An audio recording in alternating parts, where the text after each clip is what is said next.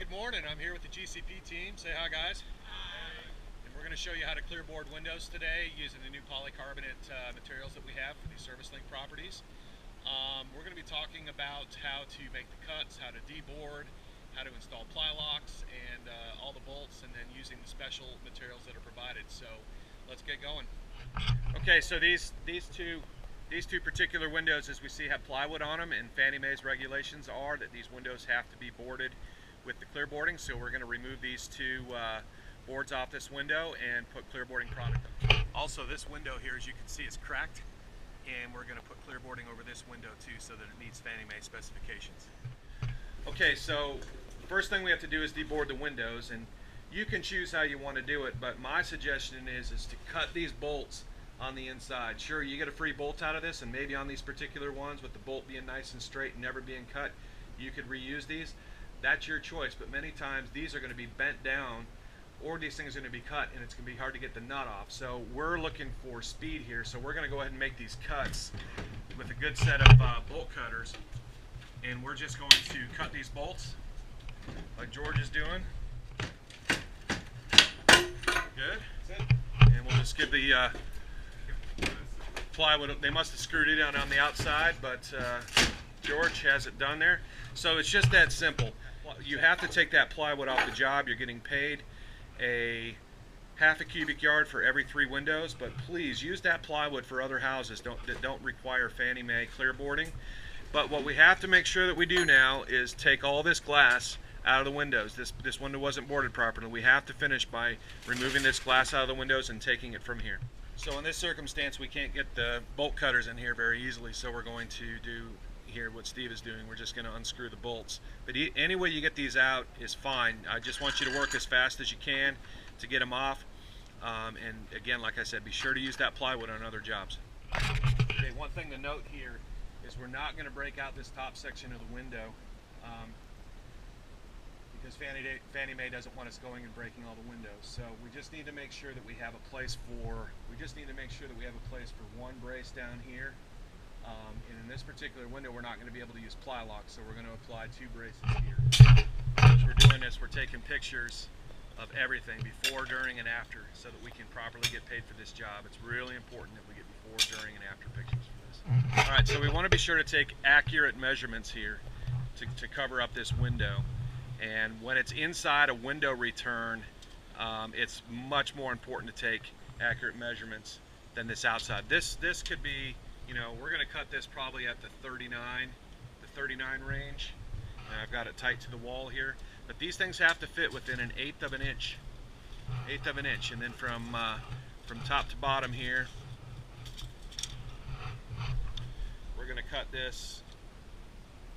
We're going to come down a little bit. We're going to cut it right at 48, which is where we were told that this window needed to be cut. Is that you don't cut your material at home based off your estimated measurements. These things have to fit really tight. They've got to fit within an eighth of an inch, especially with the ply locks, as you'll see on the smaller window that we're going to do over here. They have to fit tight because those ply locks only have an 1/8 inch tolerance, and it goes on a pressure system so that it holds in. So make sure your measurements are extremely accurate. So now we're going to go over to the material. You can see that I brought sawhorses. There's no way that you're going to be able to manipulate this big of a sheet, 5x8 sheets or 6x8 sheets, on paint buckets or on the ground. You've got to have some sawhorses to do this. These sawhorses here, you can buy them at Home Depot for 24, 25 bucks. It's well worth the investment. I also brought a drywall square with me to help easily mark these sheets. And so we know that it's at 39, so I'm going to put this at 39. Here, and because it's square on the end here, all we have to do now is just draw a line all the way across, and this sheet is naturally 49 inches long, which works out perfect for us. And now we have a perfectly straight line to make our cut. So we're going to break out our circular saw. If you're going to use an electric one, make sure you have a generator at the property. If you're going to use a cordless one, make sure your batteries are charged. So when you're using your saw, you can't have a large tooth framing blade that comes natural with these saws. These saws are sold with these framing blades. You need a very fine tooth bit like this so it doesn't chew up and crack the polycarbonate. So make sure you have a couple of these because they will get dull, and we're going to put a brand new one into our saw. All right, guys, so we got our sheet cut here through the polycarbonate. Now we're gonna, we need to cut the bracing and line up the bracing. So if you remember, the window on the outside was 39 to here, and we're not gonna be able to get any more over here, so we need an 8-inch overlap to the outside of that window. So 39 and 8 is 45, so we're gonna cut 2 braces at 45, one for here and one for down at the bottom. All right, so our braces need to be 45 inches, so we're going to make the measurement. Black and black.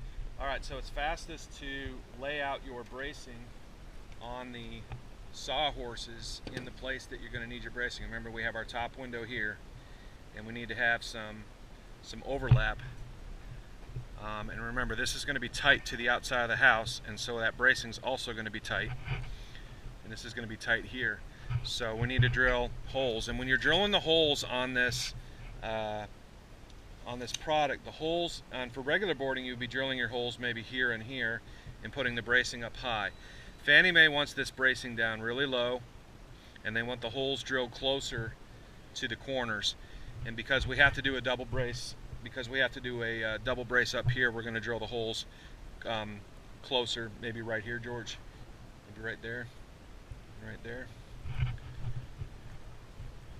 and here,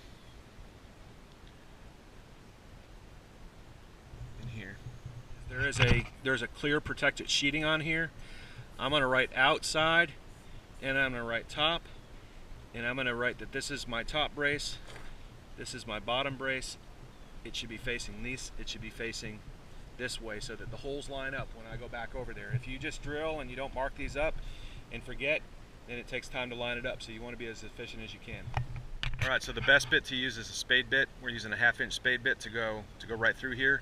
And just firmly hold down on this.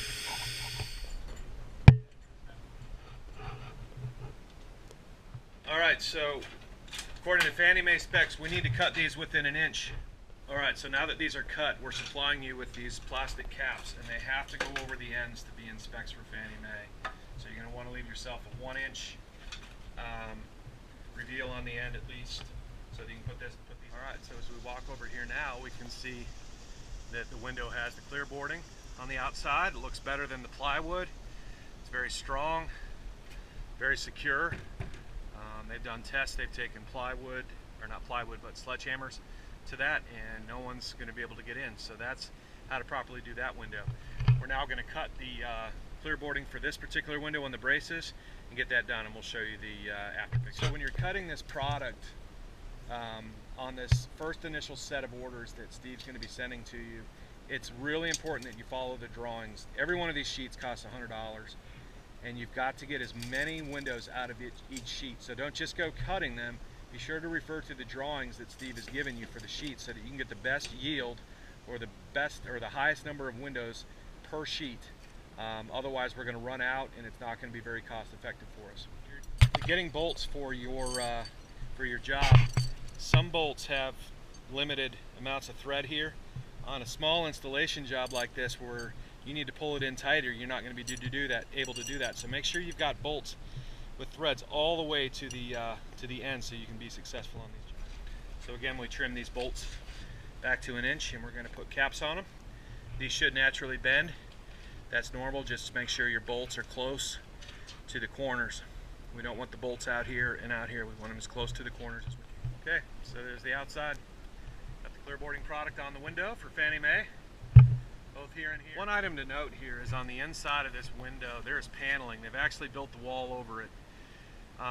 This window's cracked, but we would call this wall secure. But we want to use ply locks on here to show you how to install the window clear boarding.